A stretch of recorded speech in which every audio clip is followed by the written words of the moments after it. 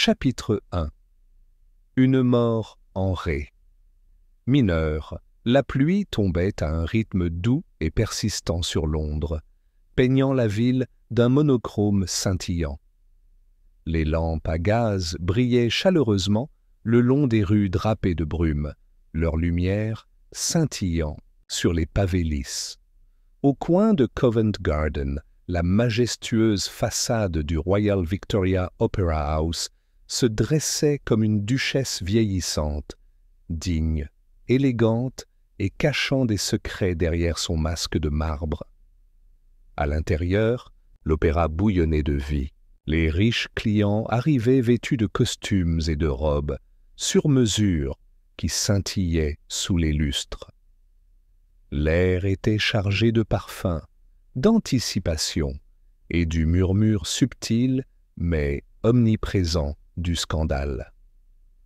Ce soir, c'était la première, tant attendue de Lucia di Lammermoor avec la brillante et volatile soprano Isabella Ferrier. Sa voix était connue pour faire pleurer même les critiques les plus insensibles, même si son tempérament pouvait faire cailler la crème à 20 pas. Dans une loge privée au 2e niveau était assis un personnage pas comme les autres, modestement vêtu d'un costume 3 pièces, impeccablement repassé et totalement démodé. Hercule Poirot regardait la scène avec un intérêt poli. Ses yeux, perçants, gris et toujours calculateurs, n'étaient pas tellement concentrés sur la performance que sur les interprètes. Il admirait le talent artistique, certes, mais il observait aussi les infimes hésitations, les regards en coulisses, les sourires trop larges. Là où d'autres entendaient de la musique, Poirot entendait souvent des motifs. Assis à côté, de lui se trouvait son vieil ami, le capitaine Arthur Hastings, brièvement revenu d'Argentine. « Je dis, Poirot !» murmura Hastings, ajustant ses jumelles. « Le jeune ténor est un peu raide, tu ne trouves pas ?»« Ah, mon ami !» murmura Poirot en retour avec un léger sourire. « Il n'est pas seulement raide. Il a peur. Observez le léger. Tremblement dans sa main, la respiration trop rapide. Non, ce n'est pas le trac, c'est la peur de quelque chose ou de quelqu'un. Vraiment? Je pensais que c'était la nervosité. Mais bien sûr. Et pourtant, les nerfs sont comme des oignons. Vous enlevez des couches et bientôt vous pleurez. Je me demande, Hastings, ce qui est au centre de sa nervosité. Leur conversation fut interrompue par l'acte final, la fameuse scène de folie. Isabella Ferrier est montée sur scène dans une robe blanche, fluide, tachée de sang. Ses yeux étaient sauvages, sa voix s'est envolée, et puis, dans un moment si parfait qu'il a coupé le souffle au public, elle s'est effondrée dans une spirale mortelle, étrangement convaincante. Trop convaincant. Un faible murmure se répandit dans le couloir. Le chef d'orchestre hésita, le bâton en l'air. L'orchestre vacilla. Il y avait quelque chose d'anormal dans la façon dont son corps était tombé. Raide, inflexible, les secondes passèrent.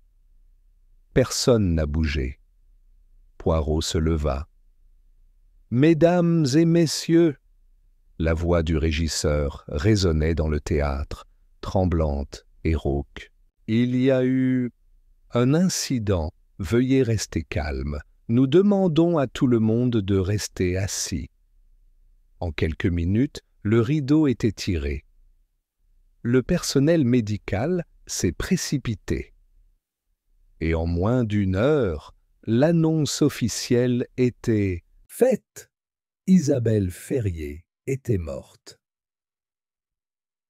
Au moment où Poirot et Hastings ont été invités dans les coulisses, la scène était déjà sécurisée. Scotland Yard avait été appelé.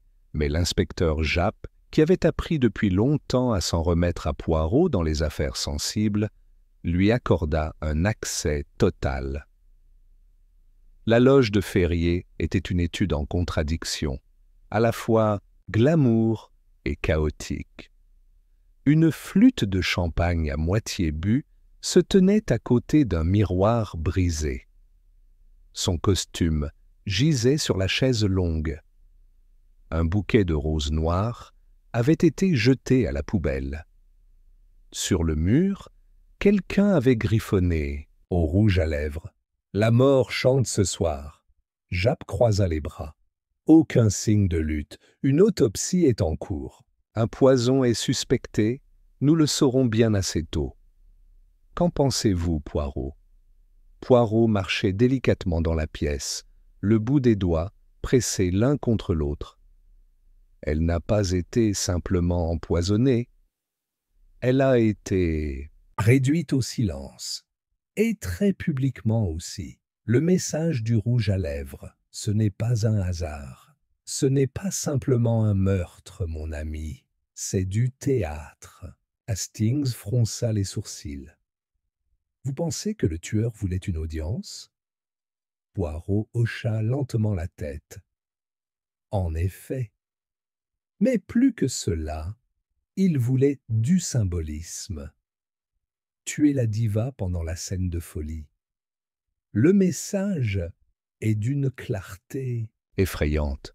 Quelqu'un pensait que l'air final d'Isabella devrait être son chant du cygne, dans le sens le plus littéral du terme. « Tu penses que ça pourrait être une doublure jalouse ?» proposa Japp. « C'était un peu une diva, n'est-ce pas? » Une diva, oui. Mais une cible aussi. Poirot désigna le miroir. Craqué, pas brisé. Cela prend le contrôle. Et regardez. La flûte à champagne, du rouge à lèvres sur le bord, intacte depuis qu'il a été versé. Elle n'a pas bu. Cela signifie qu'elle était prudente, ou qu'elle savait déjà que quelqu'un pourrait essayer quelque chose. Il examina le bouquet dans la poubelle. Roses noires, rares et chères. Et celle-ci, pas du genre qu'envoie un admirateur secret. Pas de carte non plus. Vous voyez, Hastings? Ce sont des symboles de deuil ou de menace. À l'aube, l'opéra était passé d'un palais de beauté à une scène de crime.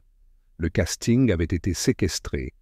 Le directeur, Signor Bellini, était hystérique, affirmant qu'il s'agissait d'un sabotage. Le ténor, James Latimer, était pâle et silencieux.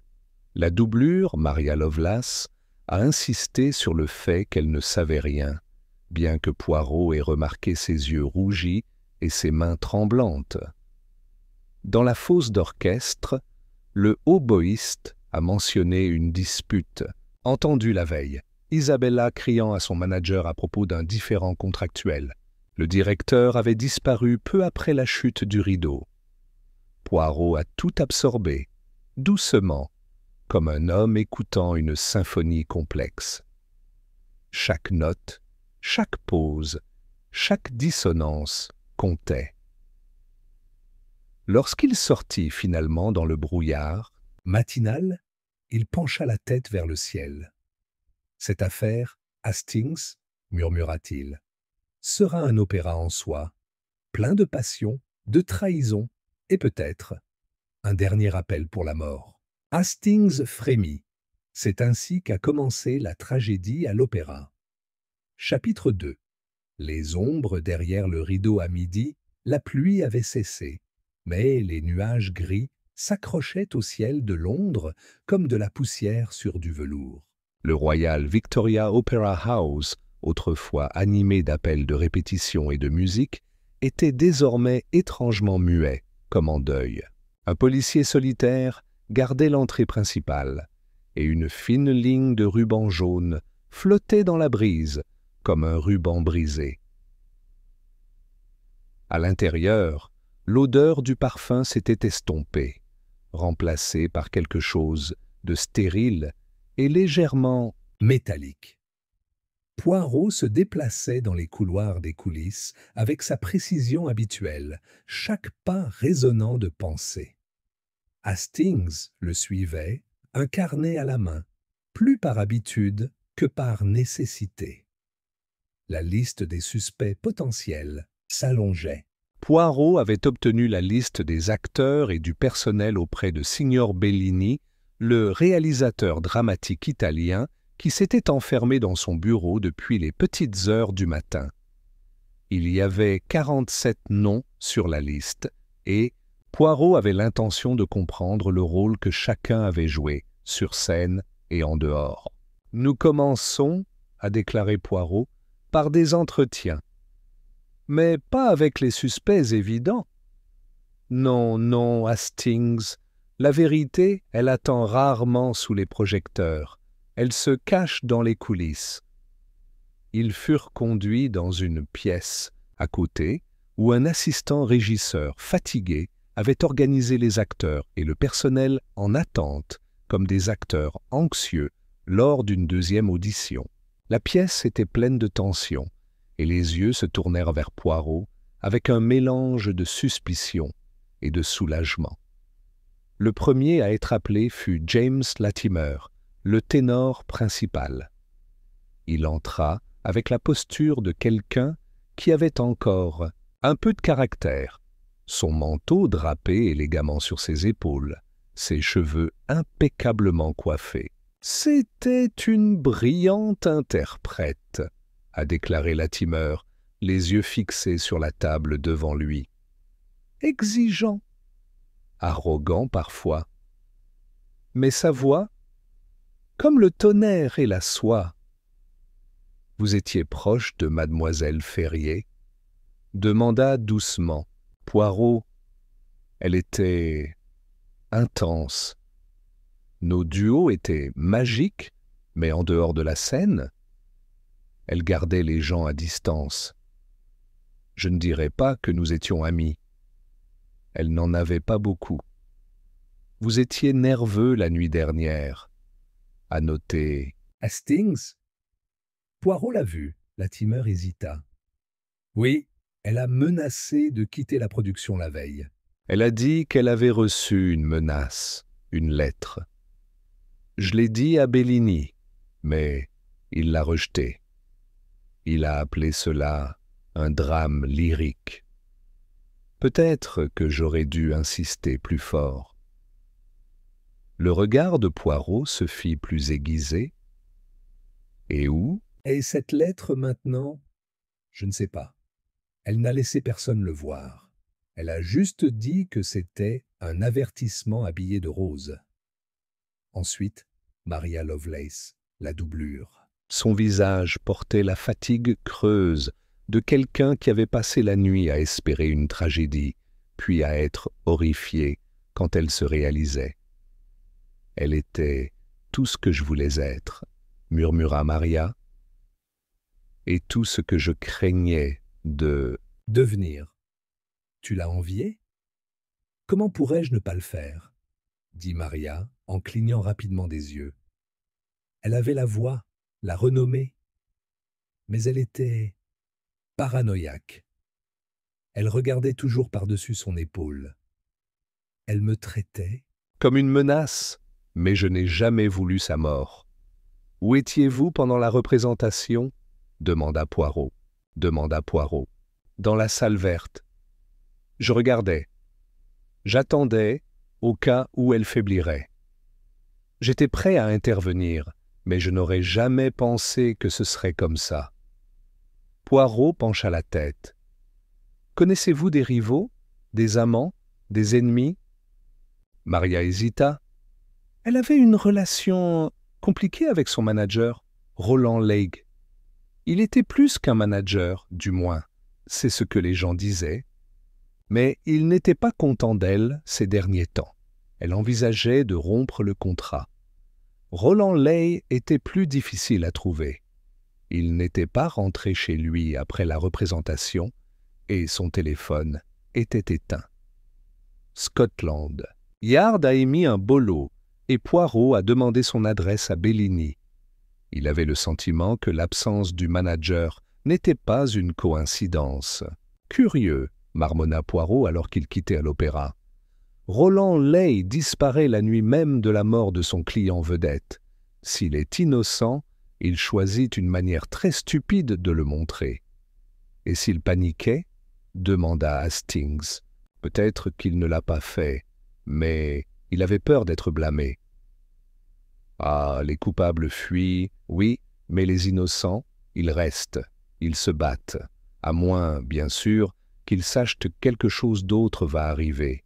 Le duo est revenu dans l'après-midi pour un entretien avec Bellini, le réalisateur. L'homme était dramatique jusqu'aux os. Son foulard en soie traînait derrière lui alors qu'il arpentait la pièce comme un homme attendant la guillotine. Lorsque Poirot et Hastings entrèrent, il fit un geste sauvage en direction des chaises. Elle a tout gâché.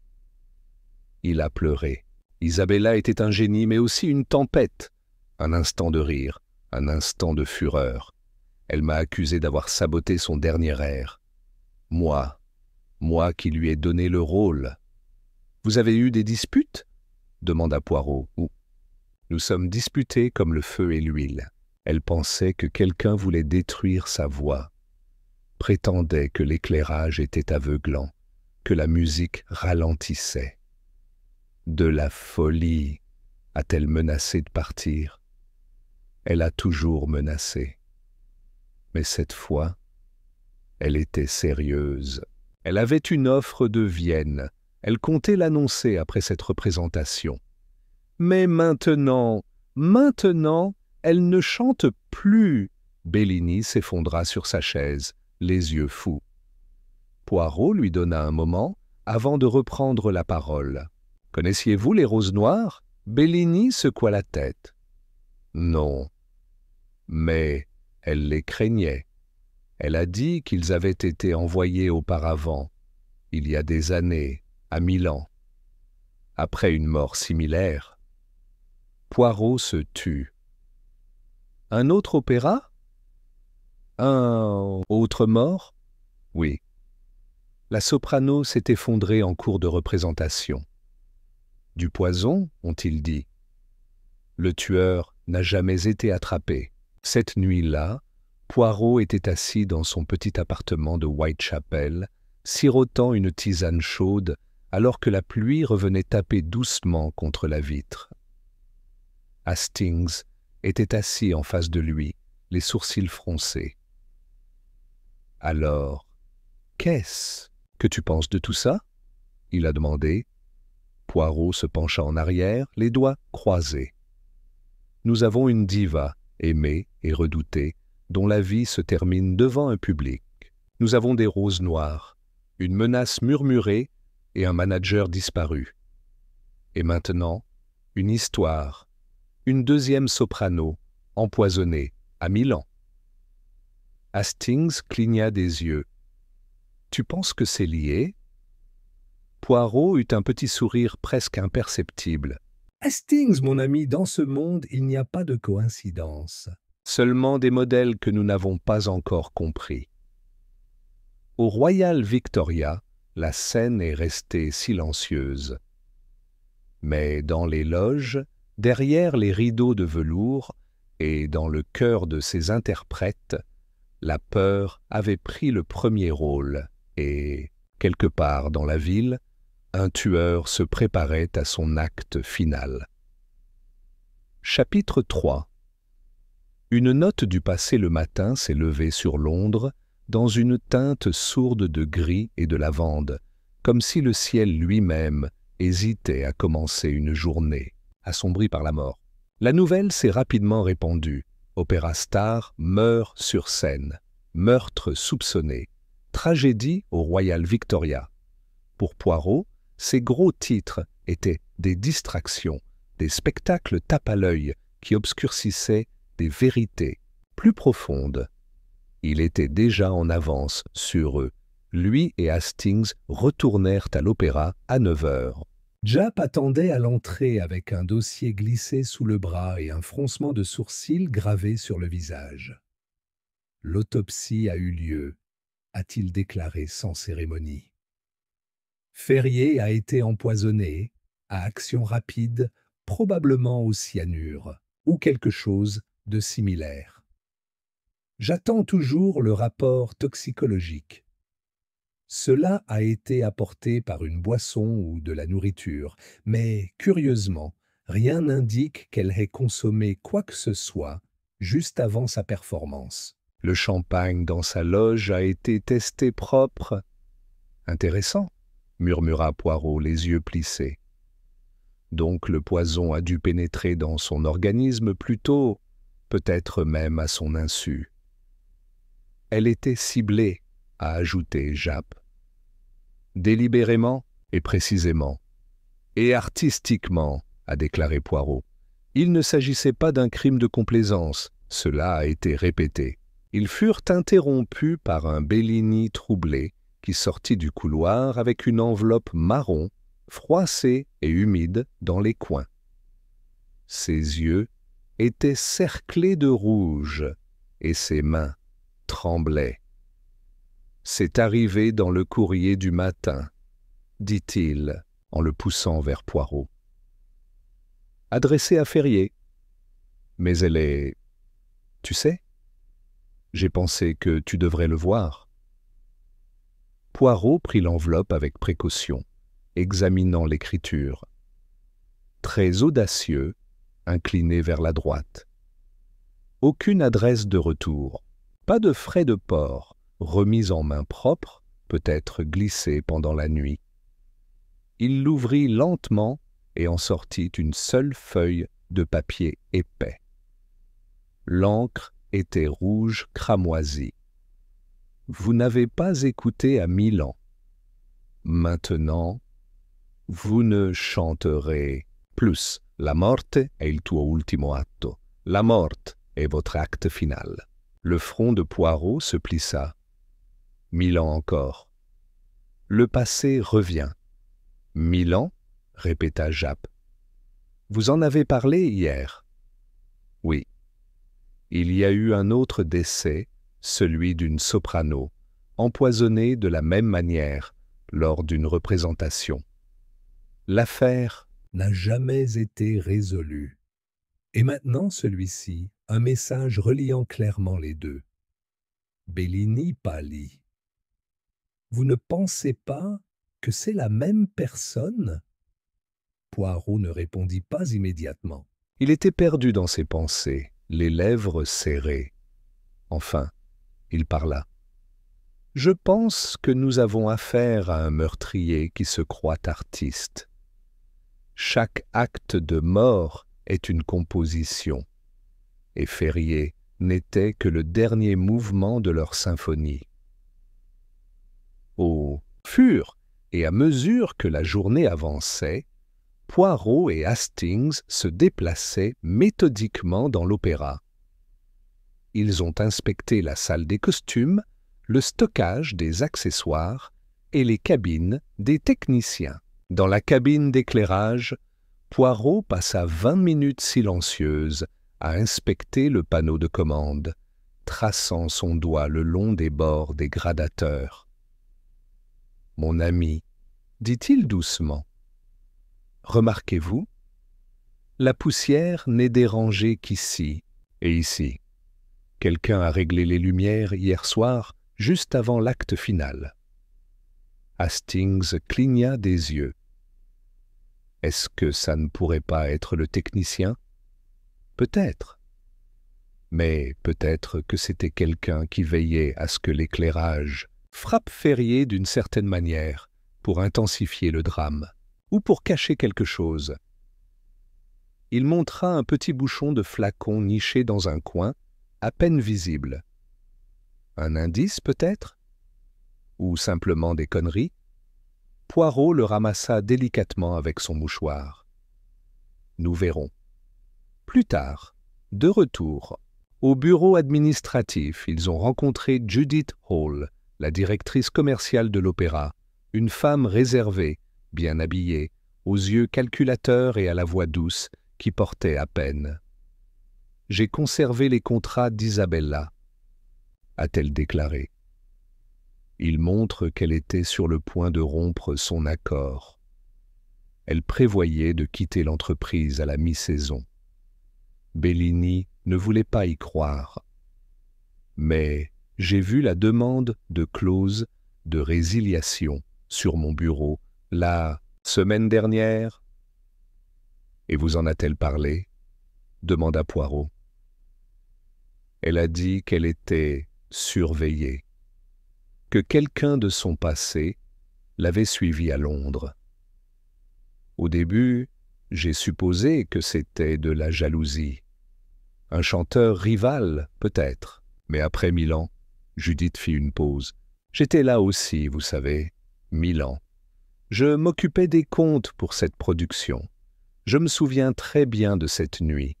Une autre diva, même mort, même drame. Le regard de Poirot se fit plus aiguisé. Alors vous pourriez être le seul autre lien entre les deux événements, Madame Hall. Elle se raidit. « Je n'y suis pour rien, monsieur. Je n'ai pas dit que vous l'aviez fait. Mais votre perspicacité peut être inestimable. » Cet après-midi-là, Poirot reçut un appel de Japp. « Nous avons trouvé Roland Leigh », a déclaré Japp. Le directeur. Il s'est enregistré dans un hôtel sous un faux nom. Il avait l'air prêt à s'enfuir. Nous l'avons amené à Scotland Yard. Roland Leigh avait l'air échevelé et vaincu. Sa cravate pendait lâche et ses cheveux n'étaient pas peignés, mais ses yeux brûlaient toujours de ressentiment. « Oui, j'ai couru », a-t-il admis. « Je savais à quoi ça ressemblerait, mais je ne l'ai pas tué. »« Alors pourquoi disparaître ?» demanda Hastings. « Parce que je ne pouvais pas la protéger, » dit Roland, la voix brisée. « Elle est venue me voir il y a 2 semaines avec une lettre, du même genre que celle que vous avez. Elle n'en a parlé à personne d'autre. Je l'ai suppliée de le signaler. Elle a refusé.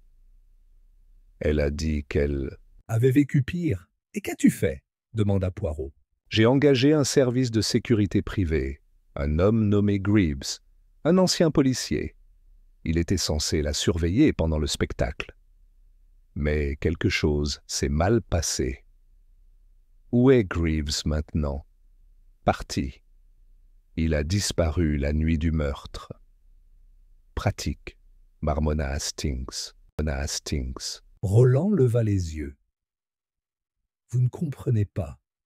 Isabella avait des ennemis. De vrais. Son passé était compliqué. Elle avait témoigné contre quelqu'un à Milan.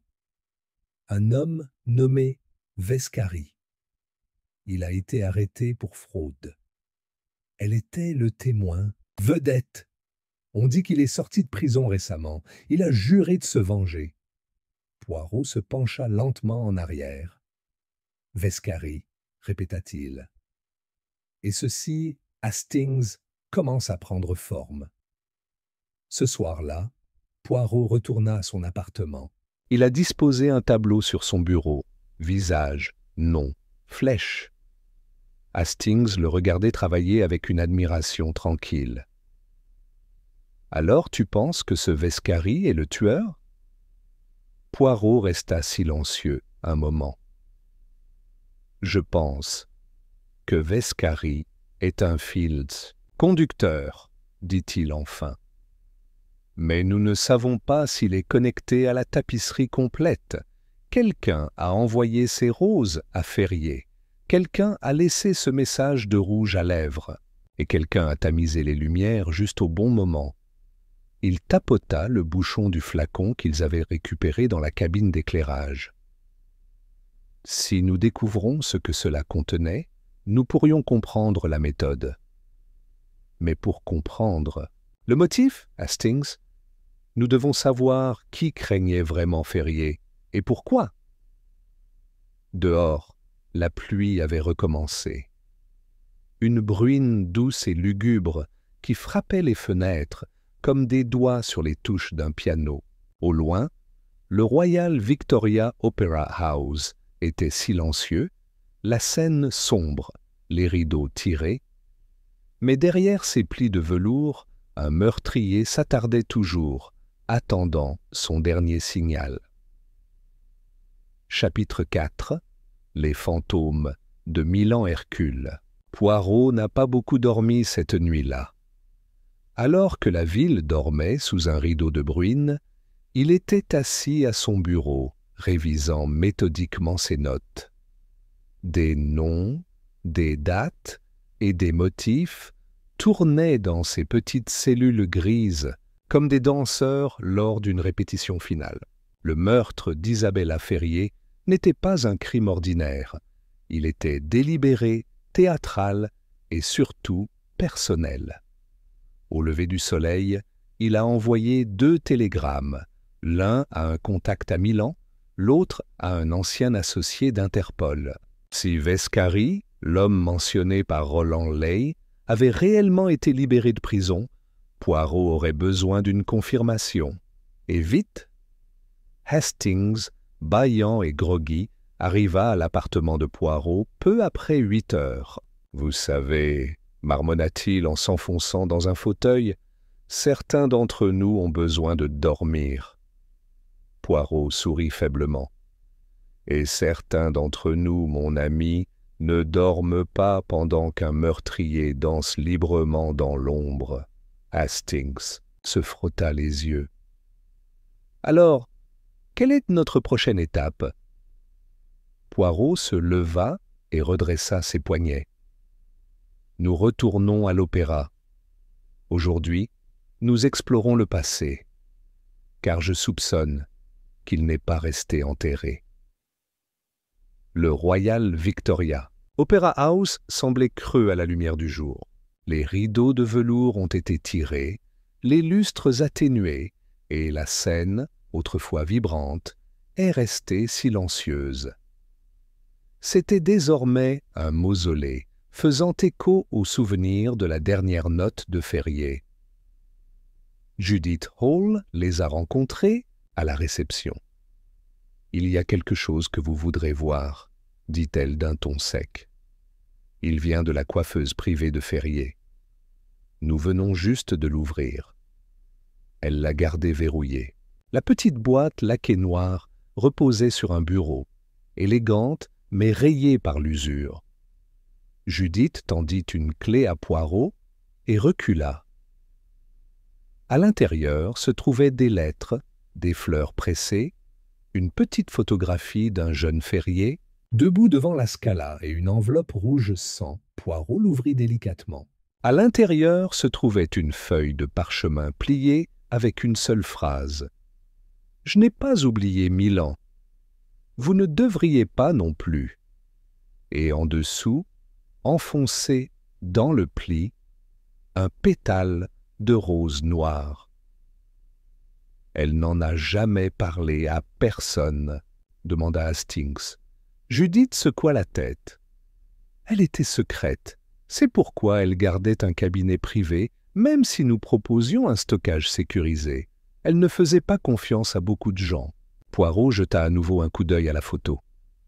Elle était si jeune ici, à peine 20 ans. Et pourtant, même alors, elle portait le poids de quelqu'un 2 fois son âge. Elle s'est levée rapidement, a déclaré Judith. Trop vite, diront certains. Elle a éclipsé les anciens combattants. Cela lui a fait des ennemis. Poirot hocha la tête pensivement. Et Milan, la soprano empoisonnée. Comment s'appelait-elle? Judith fit une pause. Elena Ravini. Est-ce qu'Isabella la connaissait? Ils se sont entraînés ensemble. Même professeur. Férié était sa doublure. Les yeux de Poirot brillèrent. Alors, quand Ravini est mort, Ferrier a assumé le rôle et n'a jamais regardé en arrière. Judith hocha la tête. Oui, c'était sa percée. Certains ont même chuchoté. Elle s'interrompit. Ce Ferrier a quelque chose à voir avec ça? Termina Poirot. Judith hésita, puis acquiesça lentement. Aucune preuve, juste des ragots. Mais le moment était opportun. La commodité porte souvent un masque, madame, dit doucement Poirot. Mais nous verrons ce qu'il y a en dessous. Vers midi, les nouvelles de Milan arrivaient par télégramme. Vescari sorti il y a 6 mois. Aucune adresse connue. Surveillance initiée. Décès d'Elena. Ravigny réouvert à votre demande. Meurtre non résolu. Ferrier a été un témoin clé contre Vescari dans une affaire de déversement. Aucun lien officiel avec la décès de Ravigny enregistré. Poirot lut le message à haute voix, puis le plia soigneusement. Ainsi, Ferrier témoigne contre Vescari, devient célèbre après la mort mystérieuse de Ravigny et, des années plus tard, reçoit des roses noires et une menace. « Vous pensez que Vescari est le tueur ?» demanda Hastings. Poirot secoua la tête. « Non, il est peut-être l'ombre derrière le rideau, mais quelqu'un d'autre tient le poignard. Quelqu'un de proche. Quelqu'un qui évolue dans les 2 mondes, la musique et le meurtre. » Cet après-midi-là, Poirot interviewa le chef costumier de l'opéra, Nico Donati, un homme flamboyant avec une langue acérée et une mémoire plus aiguisée. « J'adorais Isabella », a déclaré Nico. Mais elle était difficile. Elle exigeait des robes sur mesure, du velours au lieu de la soie, de la dentelle noire, même si cela contredisait le thème. « Est-ce qu'elle s'est fait des ennemis ?» demanda Poirot. « Bien sûr, des doublures jalouses, des divas enragées, mais aucune ne la détestait plus que Signor Rêves. »« Rêve ?» demanda Hastings. « Le chef d'orchestre, » répondit Nico avec un reniflement. Lui et Ferrier s'affrontaient constamment. Elle l'accusait de ralentir les tempos pour saboter ses airs. Il l'accusait d'improviser. Poirot prit note. « Où pouvons-nous trouver Signor Rêves ? Dans le loft de l'orchestre, la plupart du temps, ou en train de ruminer autour d'un café de l'autre côté de la rue. Ils trouvèrent Rêve dans un café du coin, assis seul avec une partition froissée et un expresso intact. Il était grand, sévère et totalement peu amusé par leur approche. « Vous êtes ici pour m'interroger ?» demanda-t-il avec un accent français coupé. « Pour vous renseigner, monsieur, » répondit Poirot. « Vous et mademoiselle Ferrier n'étiez pas d'accord. »« C'était une tempête, » a déclaré Rêves catégoriquement. « Une diva au sens le plus pur du terme. Elle a ignoré la partition, a réarrangé le phrasé en fonction de sa vanité et a insulté mon orchestre. Pourtant, tu as travaillé avec elle. Je n'avais pas le choix. Elle était la star de Bellini. Mais oui, j'ai menacé de partir plus d'une fois. Lui as-tu aussi envoyé des roses noires ? » Rêve se raidit. « Non, mais je les ai vues, une fois, il y a 1 semaine, dans sa loge. Je l'ai prévenu. De tels cadeaux ne sont jamais innocents. » Poirot se pencha en avant. « A-t-elle mentionné Milan ?» Rêve hésita, puis hocha la tête. « Une seule fois. » Il a dit que le passé était revenu et que cette fois, il ne manquerait pas. Ce soir-là, Poirot se tenait au centre de la scène, la salle d'opéra vide autour de lui. Il se retourna lentement, levant les yeux vers les balcons, les loges, la fosse d'orchestre. Elle est morte ici, dit-il doucement. Pas à cause de qui elle était maintenant, mais à cause de ce qu'elle faisait à l'époque. Hastings, debout à côté de lui, murmura. Pensez-vous qu'elle est responsable de la mort à Milan? Je pense qu'elle en savait plus qu'elle ne l'a jamais admis. Et je pense que quelqu'un d'autre le savait aussi. Il se dirigea vers l'endroit où Ferrier s'était effondré.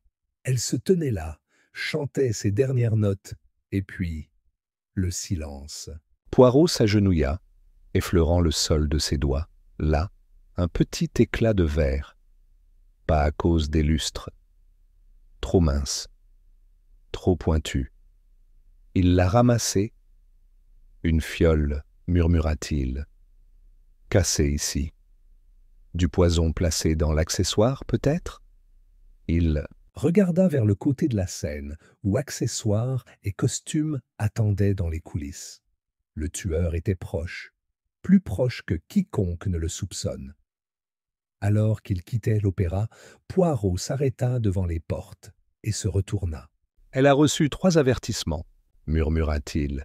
Les roses, les lettres et ses souvenirs. Et pourtant, elle est restée, a déclaré Hastings. Bien sûr, Pride est l'air final, Hastings, même lorsque le rideau tombe déjà. Chapitre 5.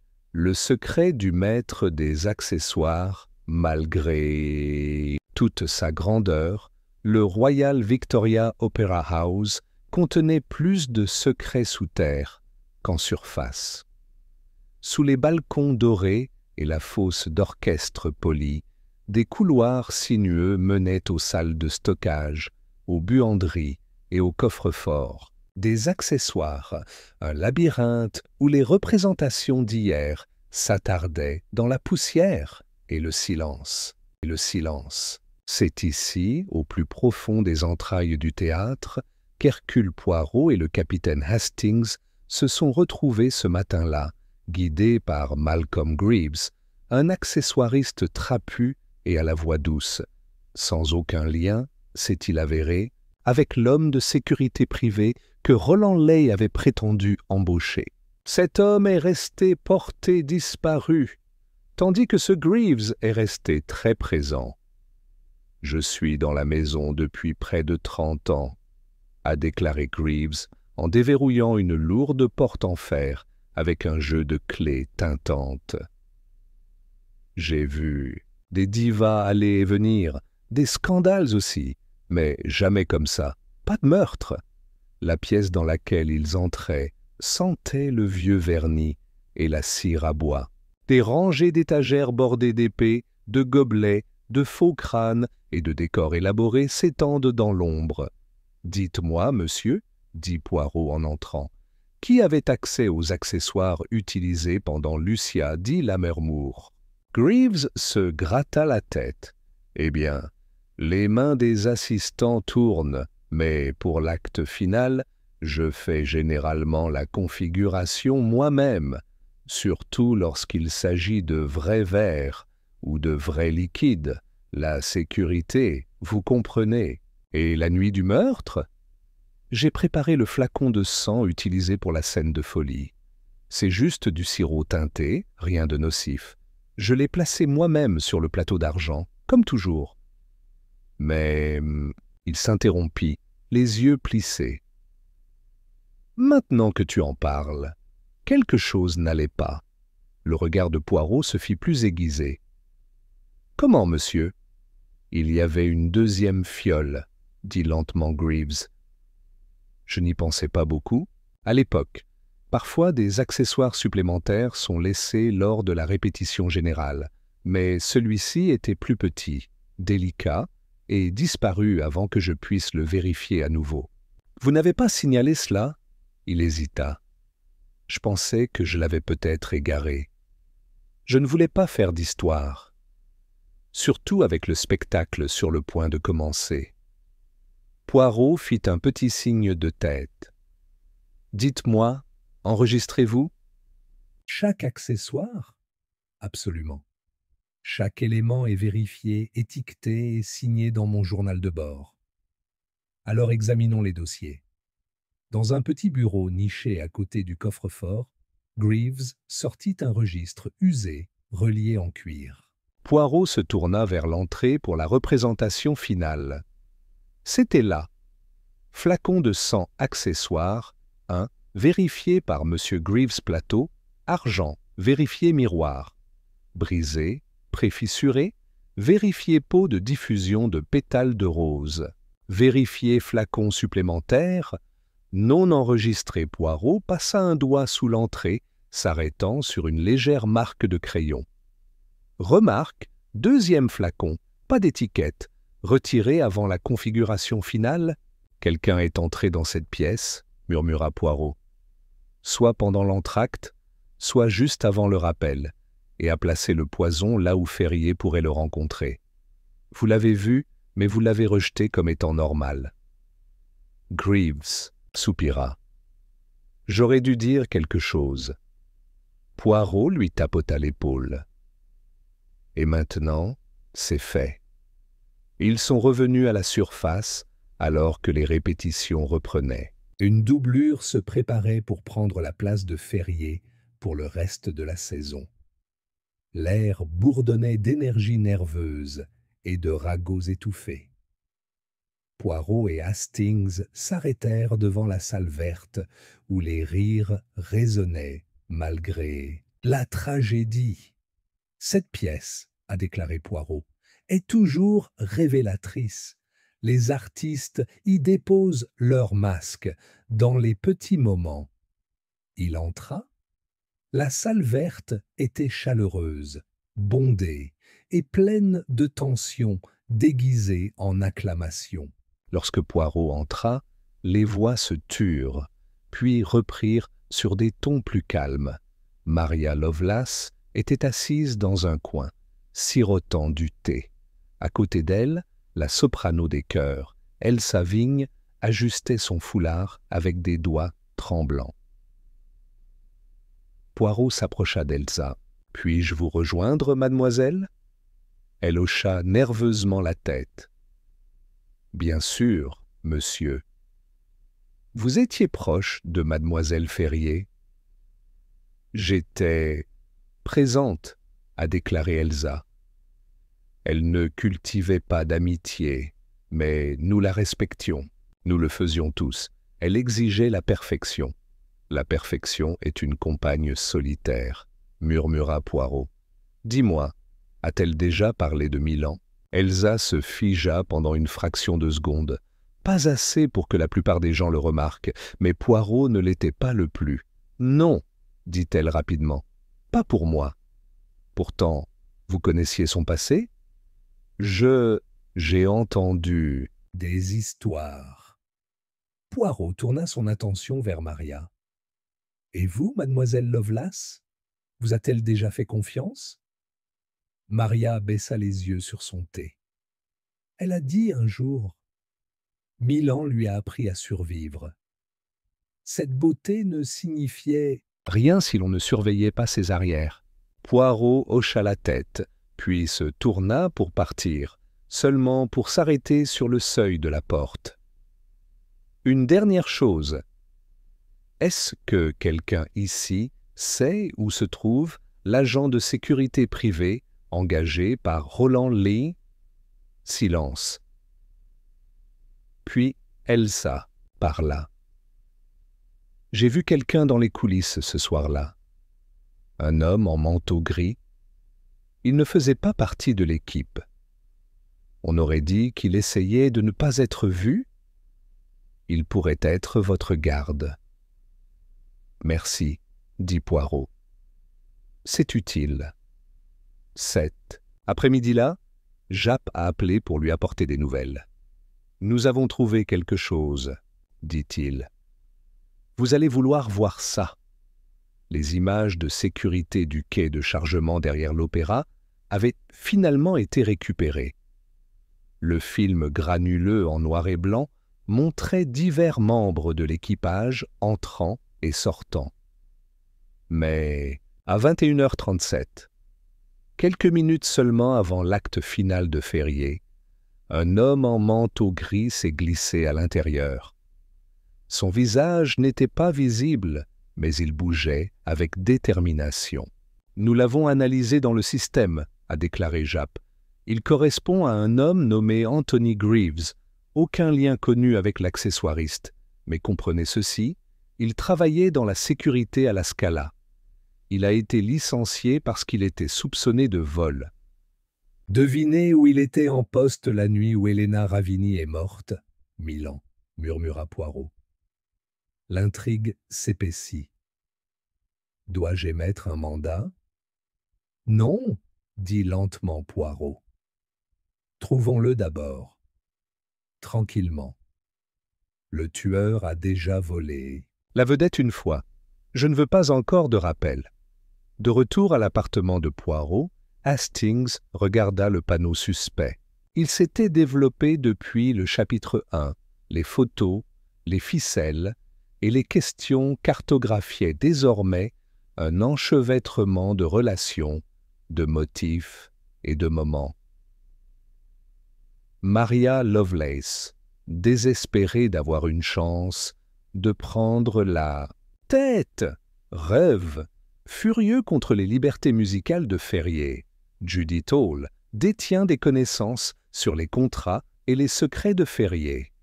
Roland Legge, manager disparu avec un lien, avec un motif de vengeance. Anthony Greaves, le fantôme de Milan. Hastings secoua la tête. Ils ont tous des raisons. Mais qui a eu l'opportunité? Poirot sourit faiblement. Mon ami, l'occasion danse librement dans un théâtre. Il y a des couloirs, des déguisements, des machinistes et des accessoires. C'est le motif qui donne la réplique au tueur. Et je crois que quelqu'un attendait le rideau final. Il tapota le centre du tableau. Une photo d'Isabella Ferrier, en costume, les bras levés au milieu d'un air, figé dans le temps. Elle n'était pas simplement une victime, a déclaré Poirot. Elle était le dernier témoin d'un crime ancien, et quelqu'un s'est assuré qu'elle ne témoignerait plus jamais. Chapitre 6. L'ombre dans les ailes. Les jours qui suivirent furent un étrange mélange de tension et de silence. Le Royal Victoria Opera House avait repris les répétitions dans un nuage d'incertitude, chaque note chantée étant assombrie par le malaise. Tout le monde regardait tout le monde. Les sourires étaient tendus, des conversations réduites à des murmures. Chaque bruit dans les coulisses, un accessoire tombé, une charnière qui grince, faisait désormais sursauter les gens. Poirot, cependant, se déplaçait calmement à travers tout cela, ses mouvements toujours aussi précis, son regard balayant, notant, observant. Le tueur était proche, il en était sûr.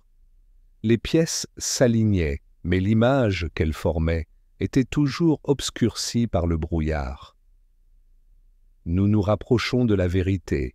Hastings, a-t-il déclaré un après-midi, alors qu'il était assis dans une loge d'opéra tranquille, surplombant la scène vide.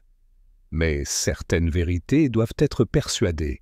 Elles ne viennent pas volontairement. Vous pensez à un piège, dit Hastings, observant l'expression de Poirot. Poirot eut un petit sourire. Ah, mon ami, pas un piège, une performance. L'occasion s'est présentée le lendemain matin, lorsque Bellini a accepté à contre-cœur de laisser Maria Lovelace répéter sur scène le rôle de Ferrier. C'est le choix logique, a déclaré Bellini en effaçant les cendres de sa veste. Et elle a été patiente. Hastings haussa un sourcil. Ce n'est pas vraiment une recommandation. Élogieuse. Elle est talentueuse, a concédé Bellini. Mais il lui manque le feu de Ferrier. Personne ne peut la remplacer. Personne ne le pourra jamais. Poirot s'avança. Dites-moi, signor Bellini. Ferrier a-t-il déjà été en danger lors de représentations précédentes? Même mineur? Chute, accessoires égarés, problème de timing? Bellini hésita, puis hocha la tête. Oui. 2 fois. Une fois, un sac de sable a failli tomber. Une autre fois, l'ascenseur de la Seine a secoué en plein milieu de la Seine. Et cela a-t-il été signalé? Ils ont été considérés comme des accidents. Mais Ferrier, elle croyait le contraire. Elle a dit que quelqu'un voulait sa mort. À l'époque, j'avais considéré cela comme un mélodrame. Poirot hocha lentement la tête. Et pourtant, elle avait raison. Elle avait raison. Cet après-midi-là, Maria Lovelace est montée sur scène en costume complet. L'orchestre était revenu, sobre et incertain. Poirot l'observait attentivement. Elle a bien chanté, non pas avec l'éclat brut de Ferrier, mais avec clarté et contrôle. Ses notes étaient nettes, son pitch impeccable. Mais c'était son expression qui l'intriguait le plus. Derrière le maquillage et la grâce, il y avait de la tension. Elle avait peur. Après la répétition, Poirot s'est approché d'elle dans les coulisses. « Vous avez magnifiquement joué, mademoiselle. » Maria eut un doux sourire. « Merci. C'est étrange de se mettre à sa place. »« Tu n'es pas nerveux ?»« Bien sûr que je le suis. Le public s'attend à une légende, et elle a à peine froid sous terre. » Poirot pencha la tête. « Vous êtes nerveux, mais pas pour les raisons que vous dites. Quelque chose d'autre vous trouble ?» Maria baissa les yeux, les mains agrippées à son châle.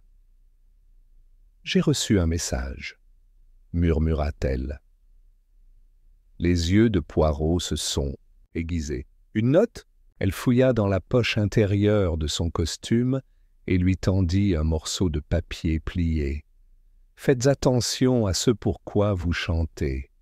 Tous les rôles ne se terminent pas par des applaudissements. » Poirot la lut 2 fois. Il n'y avait pas de signature, aucune marque, seul un pétale de rose collé au coin.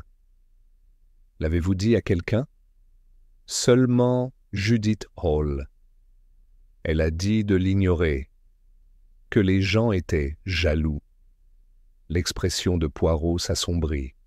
« Non, mademoiselle, quelqu'un vous prévient ou vous menace.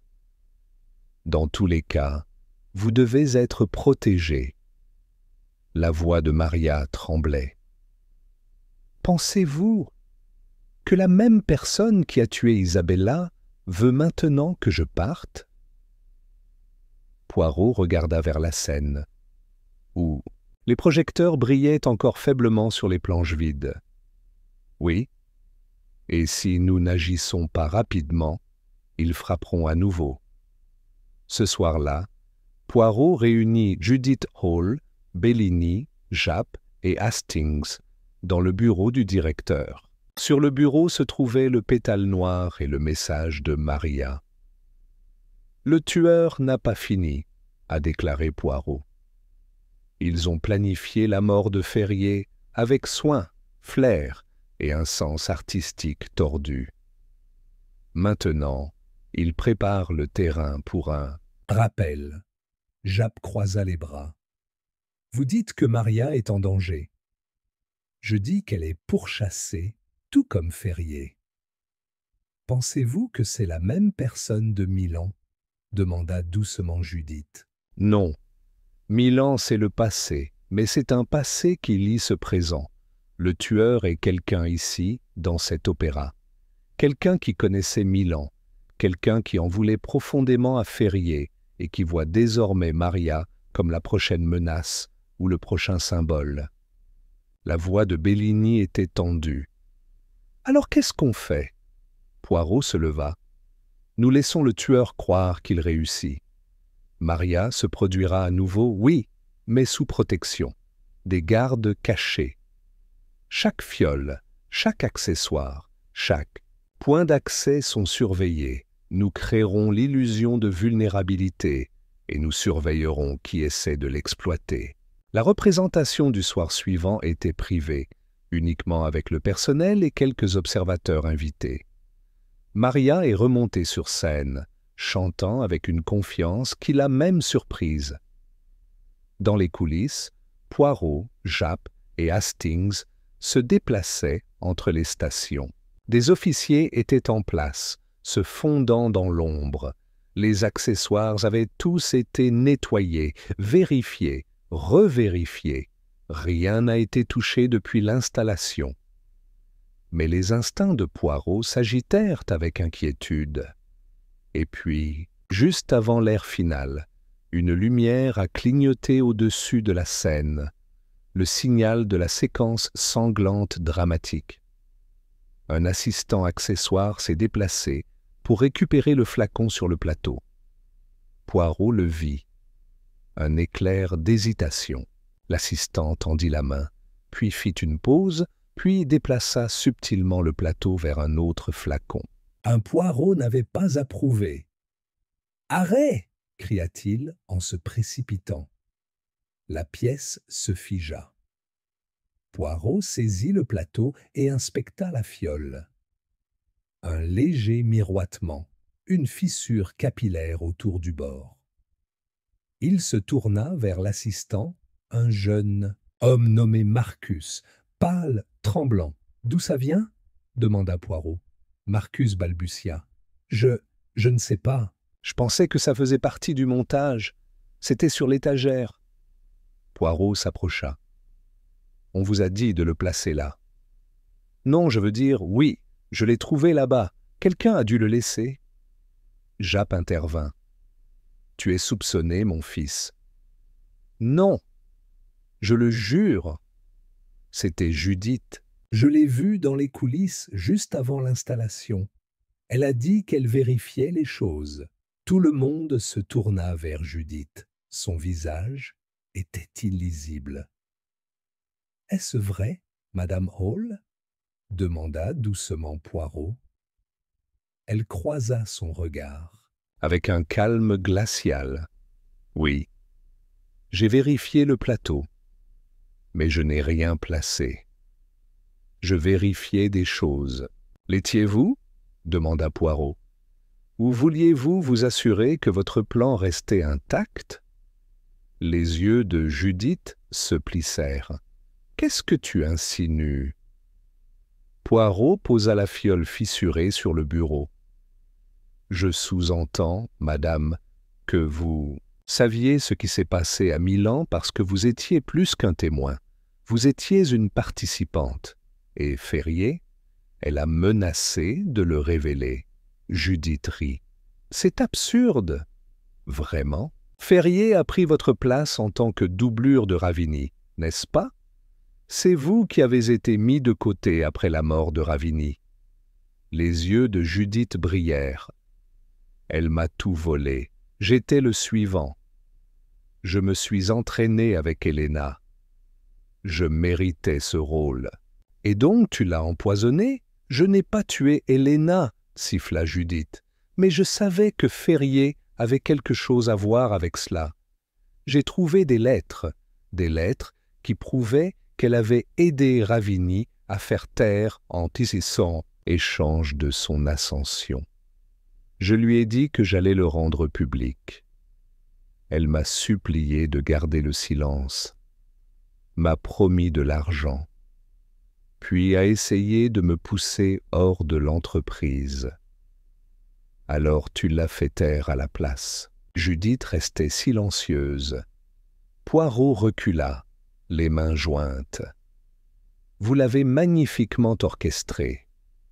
Le poison dans le flacon, le message dans le rouge à lèvres, les roses noires. Vous avez même essayé de tuer Maria. Peut-être pour piéger quelqu'un d'autre ou pour terminer ce que vous avez commencé. Japp s'avança. Vous êtes en état d'arrestation, Madame Hall. Judith ne dit rien pendant qu'on l'emmenait.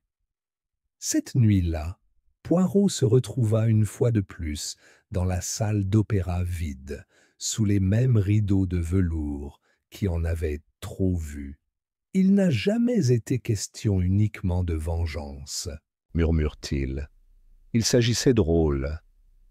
Judith croyait avoir été volée, et Ferrier est devenu le symbole de tout ce qu'elle a perdu.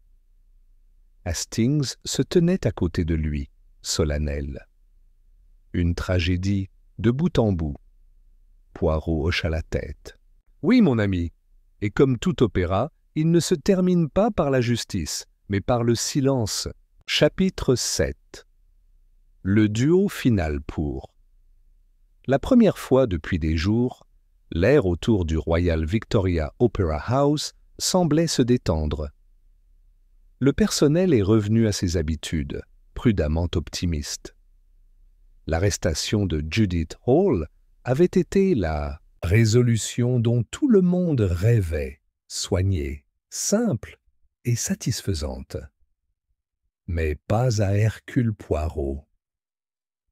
Il était assis dans le bureau vide du directeur de l'opéra, le lendemain de son arrestation, les mains jointes, regardant une feuille de papier manuscrit vierge posée sur le bureau. Hastings se tenait à la fenêtre et regardait la rue couverte en contrebas. « Elle a avoué, Poirot, dit-il, pas pour la première fois. L'affaire est close. »« Non, » répondit doucement Poirot. « Ce n'est pas clos. C'est simplement conclu. » Trop facilement.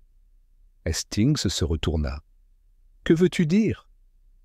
Poirot se pencha en avant et tapota le papier. Judith Hall avait un mobile. Elle avait des moyens.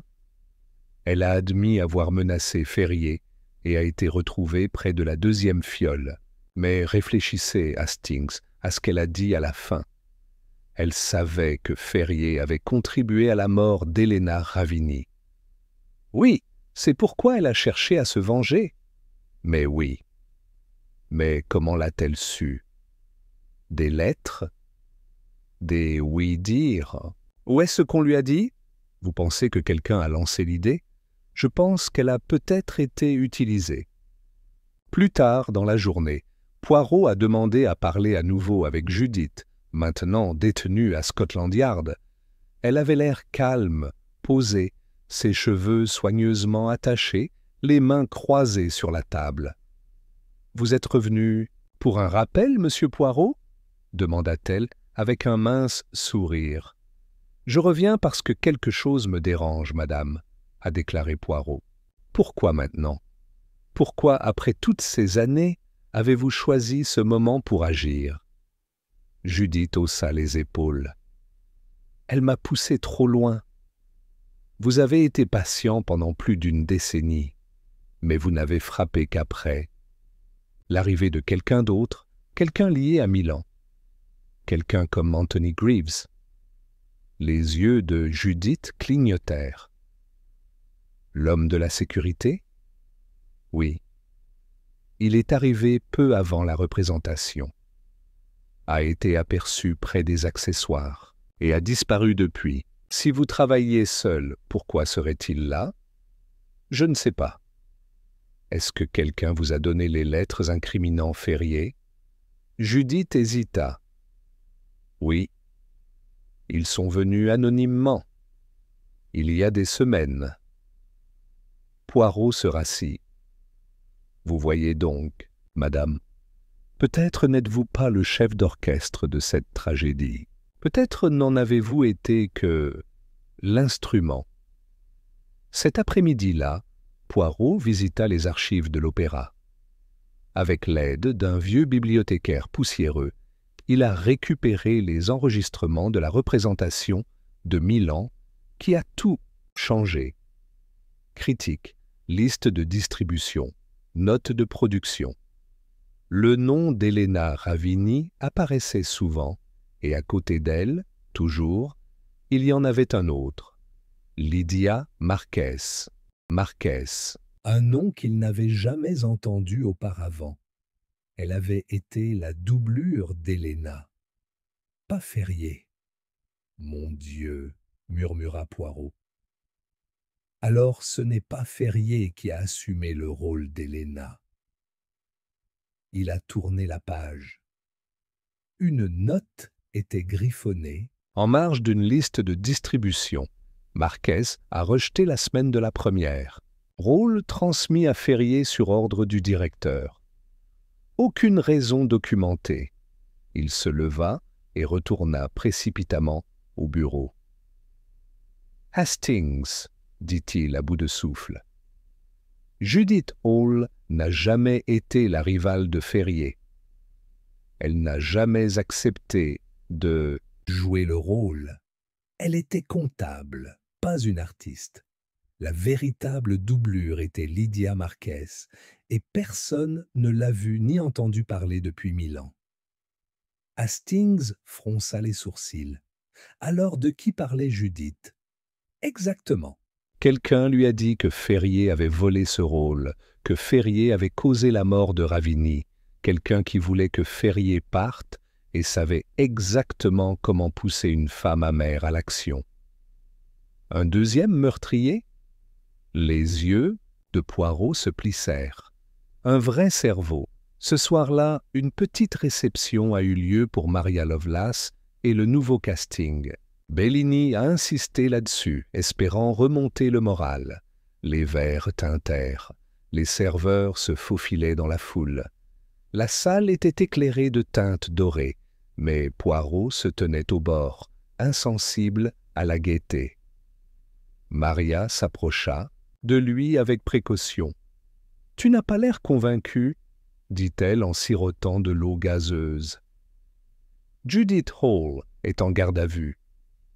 La presse est satisfaite, mais quand même, l'air sent l'inachevé. Maria regarda autour d'elle. Peut-être que vous avez juste du mal à abandonner l'affaire. Poirot la regarda attentivement. Je n'ai jamais demandé, dit-il, mais vous avez étudié en Italie, n'est-ce pas? Maria sourit. En bref, à Florence. Connaissez-vous Elena Ravigny? Elle fit une pause, la première véritable lueur de surprise qu'il avait vue en elle. Je l'ai vue jouer. Une fois. Poirot pencha la tête. Et Lydia Marquez? Le sourire de Maria s'effaça. Pourquoi tu me demandes ça? Parce que Judith Hall a été induite en erreur. Elle croyait que Ferrier avait pris le rôle de Marquez après la mort de Ravigny. Mais Ferrier n'a pas remplacé Marquez, elle a remplacé quelqu'un qui avait disparu. Maria se détourna. « Est-ce votre idée de bavardage ?» La voix de Poirot baissa. « Vous avez chanté la semaine dernière avec la peur dans les yeux. » Pas le trac, la peur d'être exposée.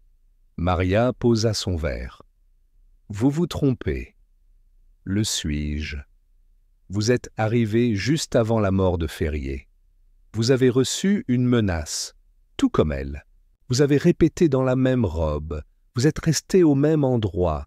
Vous avez presque bu dans la même fiole. » Il s'approcha. « Mais tu n'as pas bu, parce que tu savais comment le poison serait délivré, tout comme tu savais comment Ferrier allait mourir. » La voix de Maria tremblait.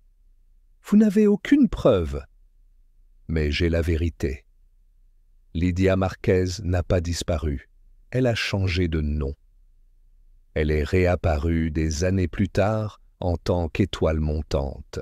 Et maintenant, vous avez son rôle, sa renommée, sa vedette.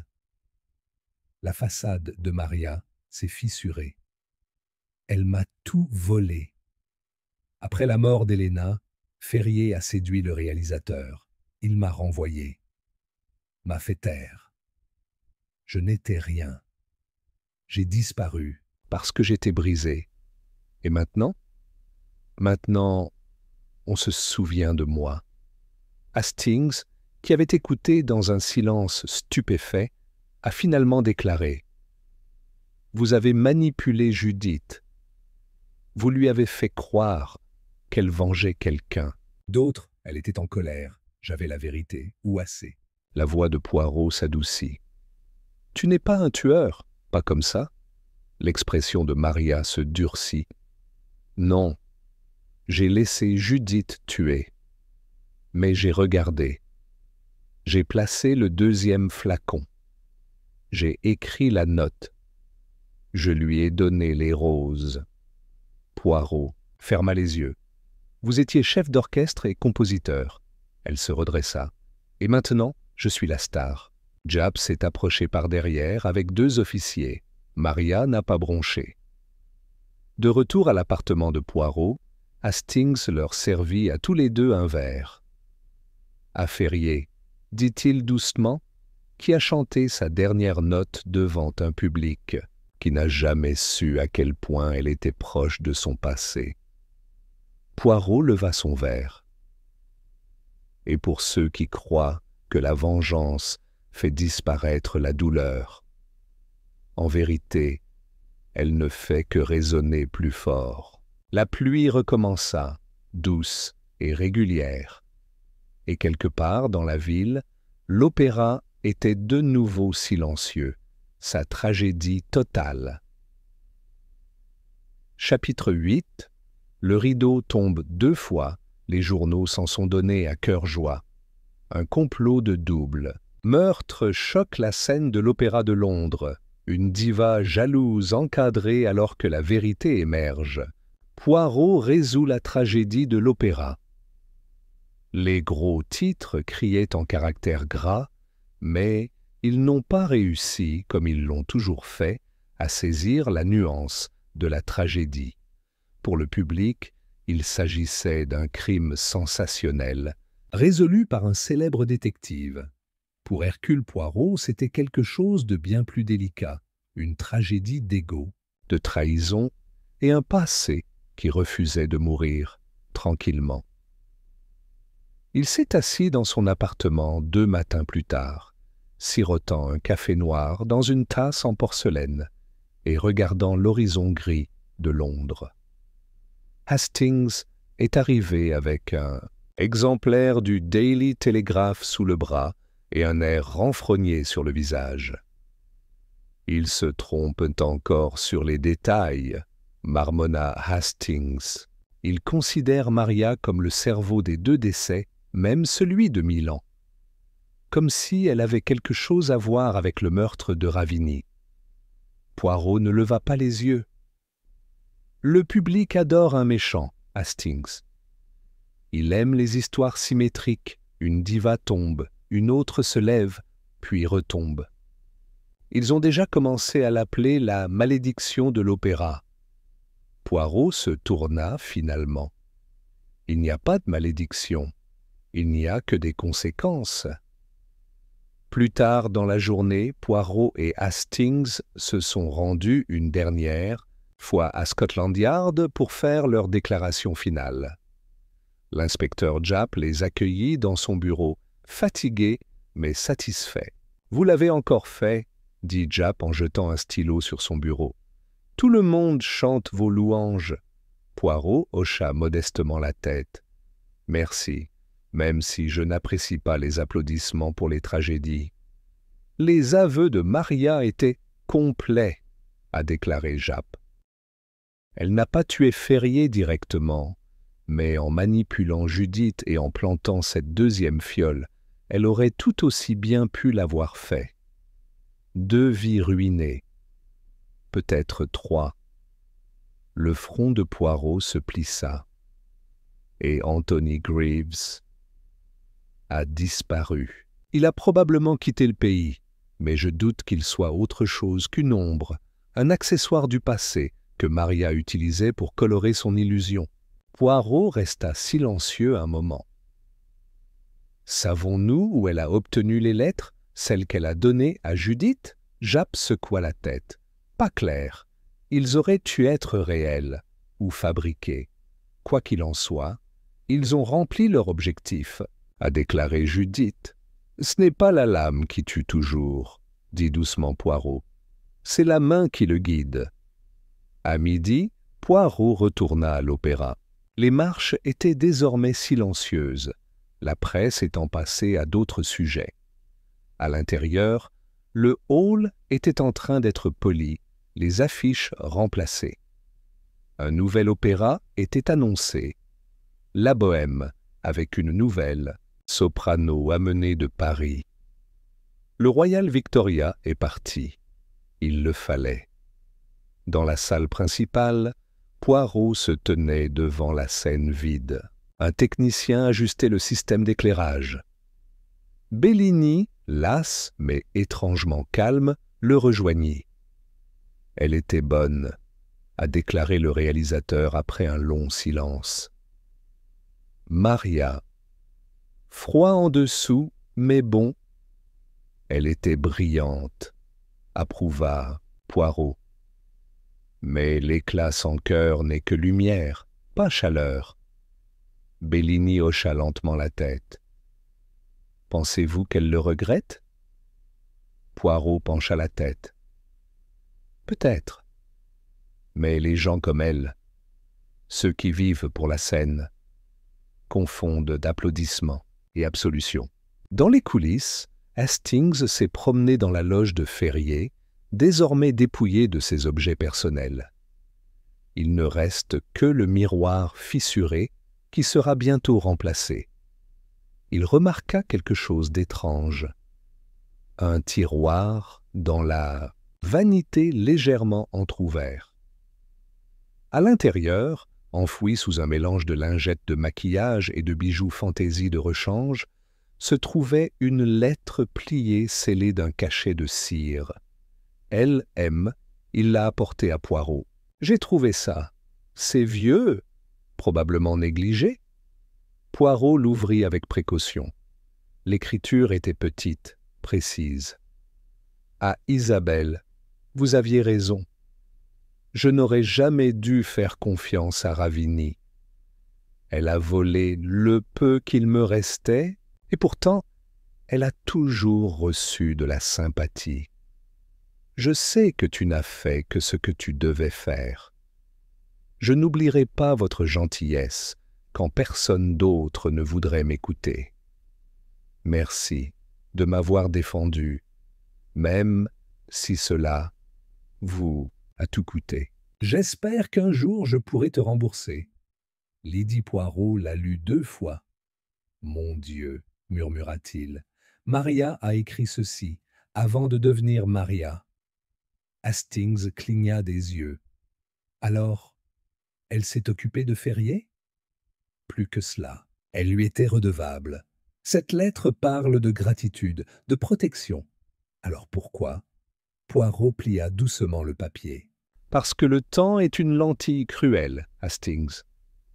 Ce qui ressemblait autrefois à un salut peut plus tard ressembler à une trahison. Peut-être que Ferrier a fait un choix qui a sauvé Lydia, mais pas sa carrière. Et lorsque Lydia est devenue Maria, sa douleur s'est transformée en ressentiment. Hastings se frotta le front. Elle s'est retournée contre la seule personne qui l'a aidée. Poirot hocha la tête. La tragédie s'approfondit, non? Un cycle de loyauté incomprise, transformé en vengeance. Ce soir-là, l'opéra rouvre ses portes au public pour la première fois depuis le meurtre. Ce n'était pas une représentation complète, juste une répétition avec des invités. Mais l'ambiance était optimiste, quoique prudente. Poirot et Hastings étaient présents depuis les sièges de l'orchestre au 3e rang. La nouvelle soprano, une Parisienne aux traits doux nommée Claudine Moreau, a chanté avec une douceur qui a apaisé le public. Il n'y avait pas de grande fioriture, pas de vibrato désespéré, seulement de la clarté, du contrôle et une sincérité qui remplissait l'air comme de l'encens. Poirot ferma les yeux un instant. Ce n'était pas Ferrier, mais c'était Une guérison.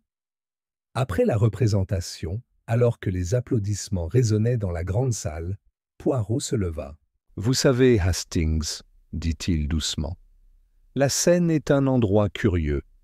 Elle nous montre la vérité enveloppée dans l'illusion. Elle permet aux gens de se confesser sans conséquence, de ressentir profondément sans risque.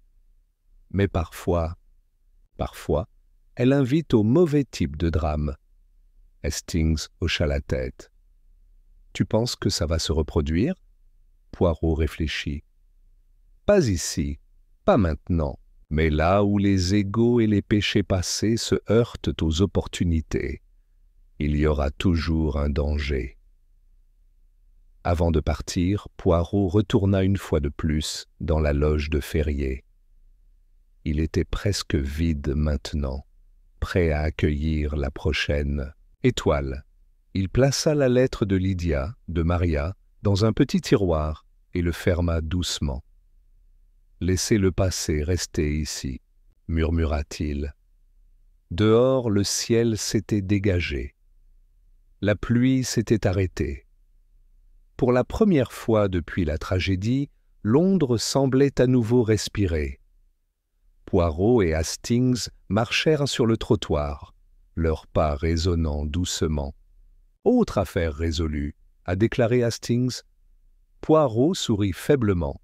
« Oui, mais tous les cas ne se terminent pas par la paix, mon ami. Certains ne se terminent que par le silence. » Et sur ce, ils s'avancèrent dans la nuit, laissant derrière eux un opéra qui avait enfin trouvé sa note finale. Chapitre 9. Écho dans les salles vides. Une semaine s'était écoulée depuis que Maria Lovelace, autrefois Lydia Marquez, avait été escortée, menottée hors du Royal Victoria Opera House. Londres avait évolué, comme le font toujours les villes. Les journaux, après avoir tiré la dernière goutte de drame de cette tragédie, s'étaient tournés vers les scandales politiques et les galas sociaux. Mais à l'intérieur de l'opéra, le silence avait pris une qualité différente, celle qui persistait comme le parfum d'un invité décédé. Poirot parcourait lentement les couloirs, le bois ciré sous ses chaussures, reflétant les lustres qui brillaient à nouveau.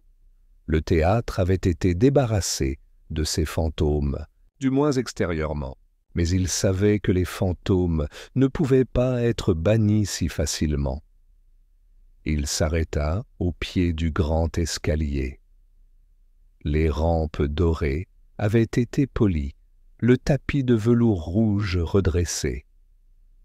Et pourtant, dans le silence entre les pas, il pouvait presque entendre la voix d'Isabella Ferrier résonner encore, une note aiguë suspendue, inachevé.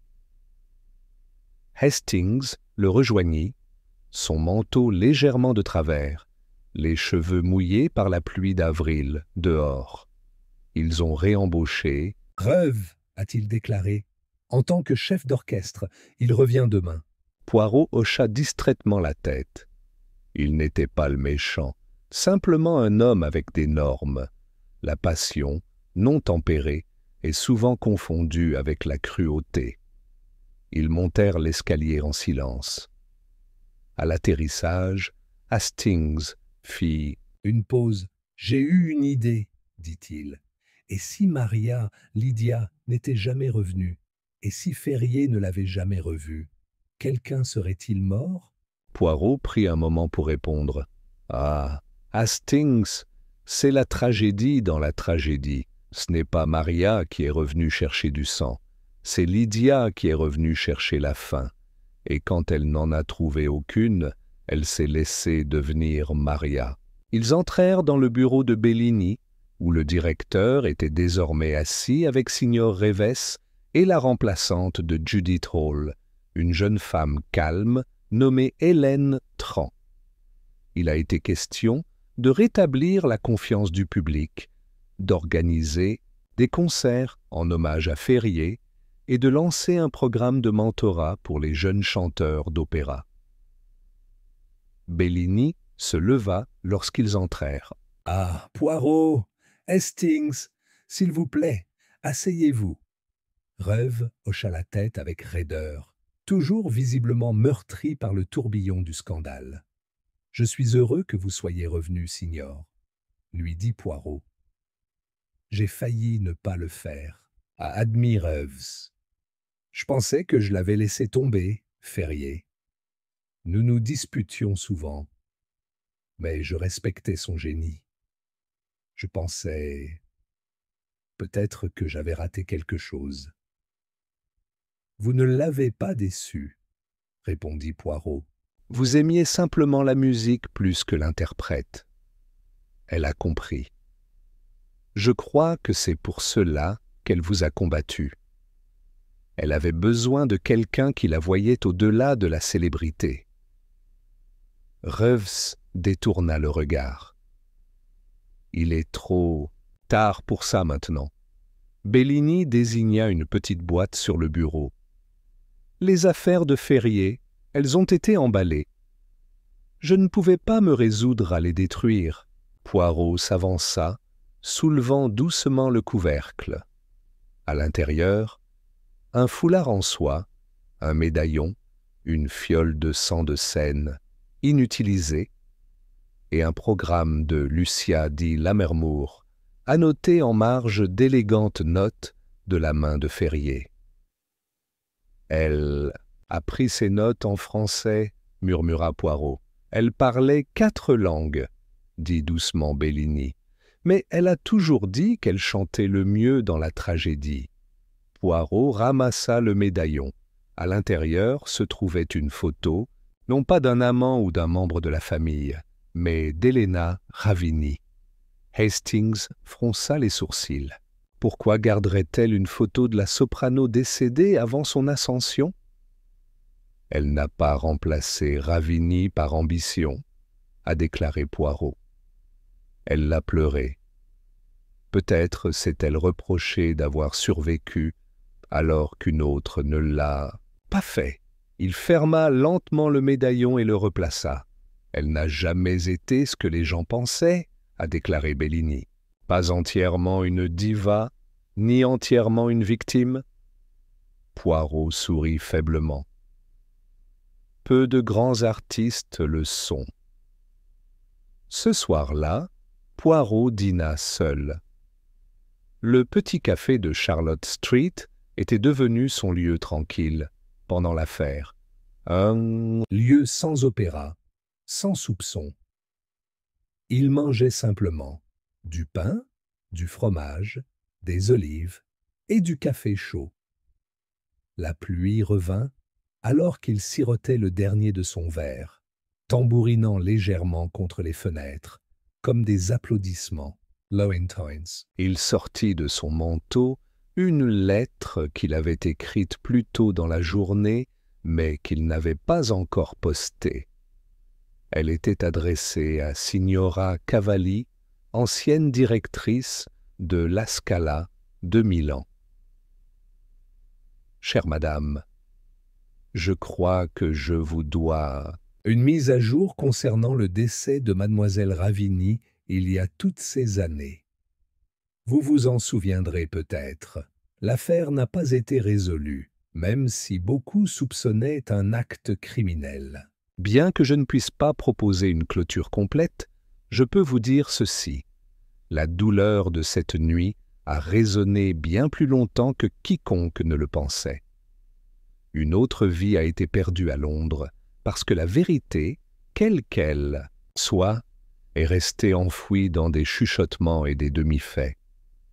Je ne peux pas dire si Ravini a été assassiné ou si sa mort n'a été que l'étincelle qui a déclenché une chaîne de chagrin.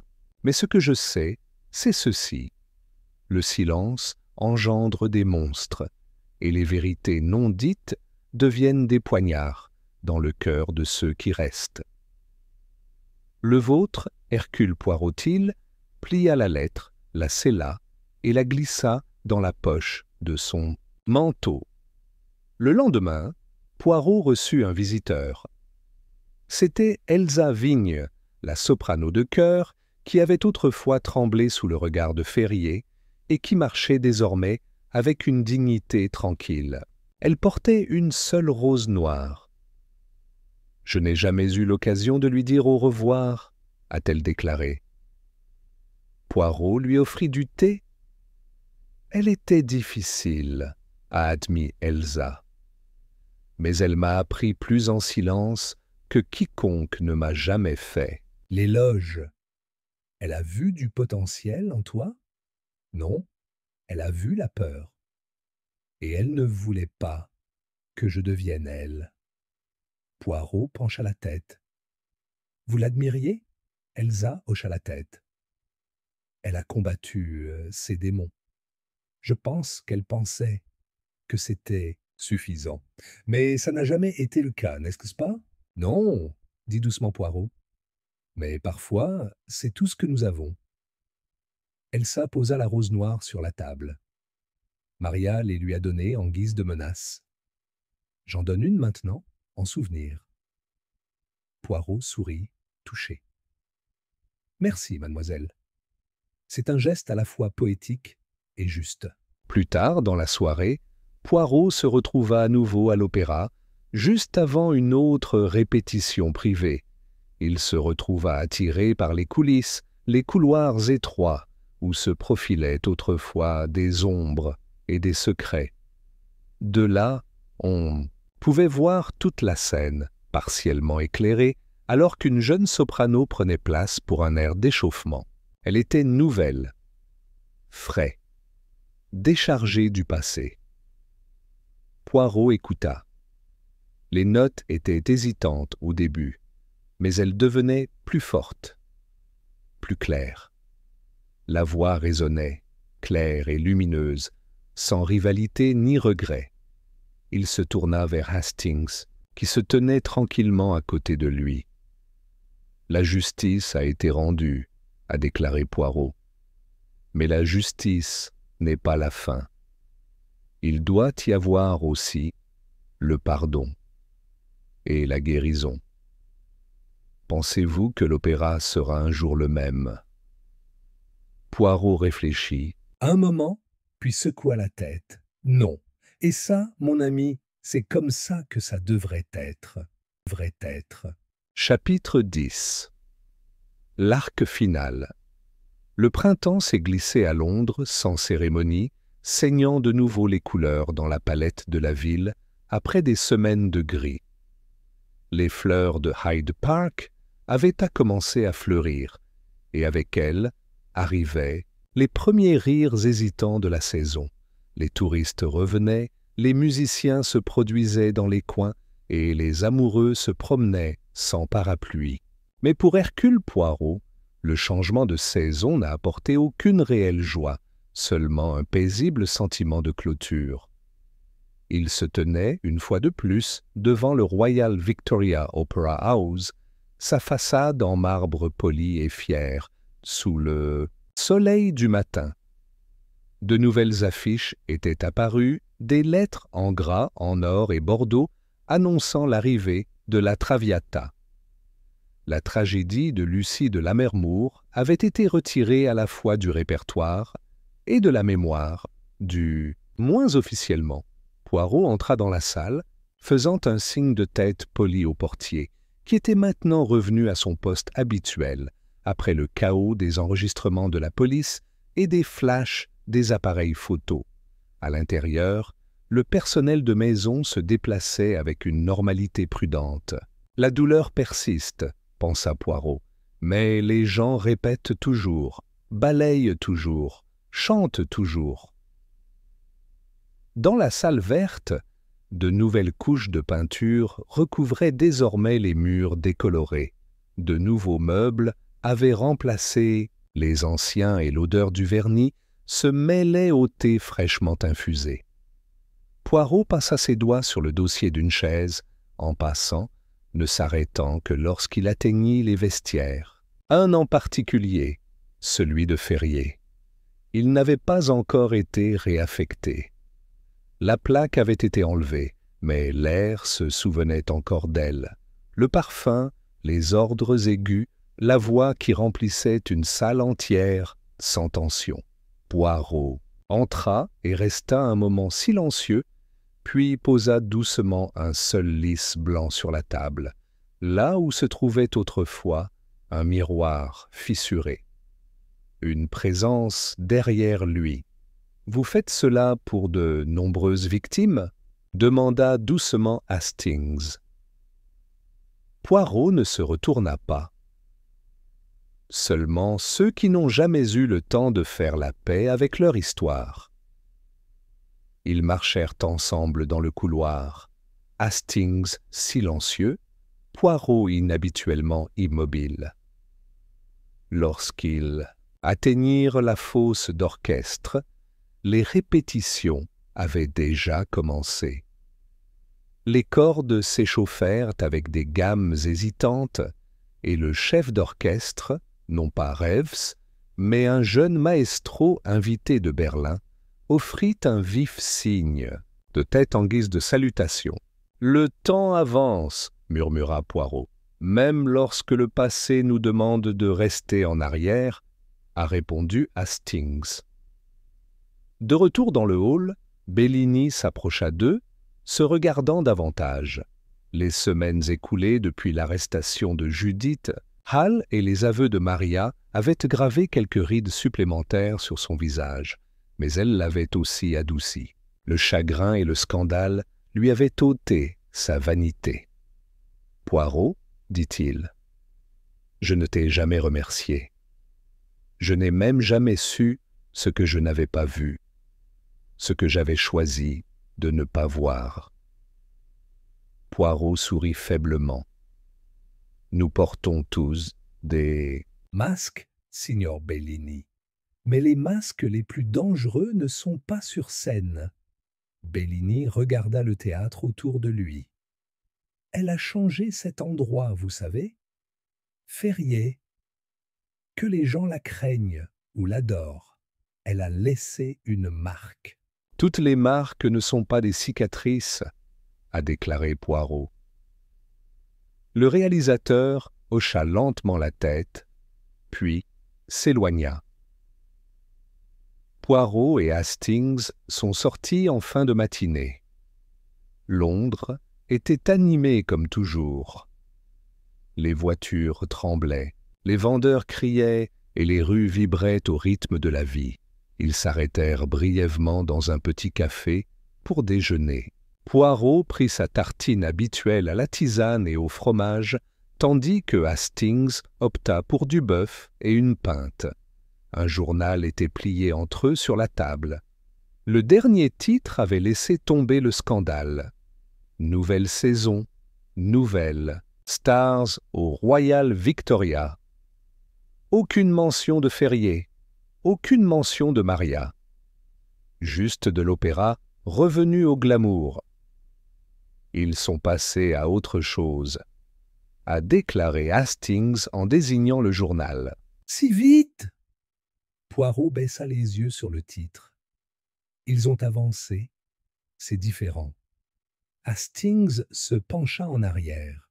« Croyez-vous que Maria a regretté ce qu'elle a fait ? Je crois que Lydia l'a regretté. Mais Maria était la performance. Elle était le masque que Lydia portait pour oublier la douleur, et finalement, elle ne pouvait plus dire où se terminait le masque. Hastings resta silencieux pendant un moment. Que lui arrive-t-il maintenant ? Poirot soupira. Judith Hall sera jugée pour le meurtre lui-même. Ses aveux sont enregistrés. Mais Maria, elle ne sera peut-être jamais inculpée. Elle a orchestré, oui, mais n'a laissé aucune empreinte digitale. Elle a avoué, mais elle peut invoquer la coercition, le chagrin, la détresse mentale. La justice est peut-être incomplète ? Poirot termina son thé.